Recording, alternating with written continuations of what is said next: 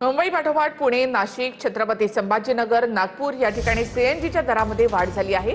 छत्रपती संभाजीनगरमध्ये 2 रुपयांची वाढ झाली, तर सीएनजीचे दर 100च्या पार गेले आहेत। पुण्यामध्ये 94 रुपये 75 पैसे, नाशिकमध्ये 96 रुपये 50 पैसे आणि नागपुरात 94 रुपये 90 पैशांवर सीएनजीचा दर गेला आहे। मुंबईमध्ये 2 दिवसांपूर्वीच सीएनजीच्या दरामध्ये वाढ झाली। मुंबईमध्ये सीएनजी 2 रुपयांनी महागला आहे।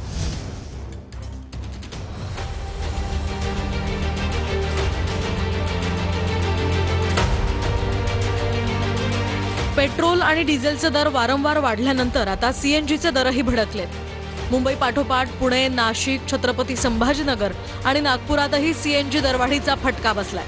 पुण्यात 2 रुपये 50 पैशांनी सीएनजीच्या दरात वाढ झाली आहे। त्यामुळे पुण्यात सीएनजीसाठी प्रति किलो आता 94 रुपये 75 पैसे मोजावे लागणार आहेत। नागपूर आणि छत्रपती संभाजीनगरमध्ये सीएनजीच्या दरात 2 रुपयांनी वाढ झाली आहे। नागपुरात सीएनजीसाठी प्रति किलो 94 रुपये 90 पैसे मोजावे लागणार आहेत, तर तिकडे छत्रपती संभाजीनगरमध्ये सीएनजी प्रति किलो 103 रुपयांवर पोहोचलाय।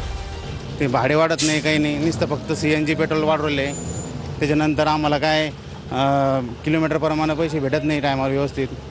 आम्हाला 13 रुपये रेट पाहिजेत, त्याच्यानंतर ते 10 रुपये रेट देता, ते आम्हाला काही परवडत नाही। नाशिकमध्येही सीएनजीच्या दरात मध्यरात्रीपासून नवी दरवाढ लागू झाली आहे। सीएनजीच्या दरात 1 रुपया 35 पैशांची वाढ करण्यात आल्यानंतर नाशिकमध्ये आता सीएनजीचा दर 96 रुपये 50 पैसे प्रति किलो इतका झालाय। गेल्या 15 दिवसात नागपूरमध्येही सीएनजीच्या दरात 4 रुपयांची वाढ झाली आहे। त्यामुळे सीएनजीच्या दरात झालेल्या वाढीनं रिक्षा आणि टॅक्सीच्या दरात आता वाढ होण्याची शक्यता आहे। सीएनजीच्या दरामध्ये वाढ झालेली आहे, काय फटका बसतोय?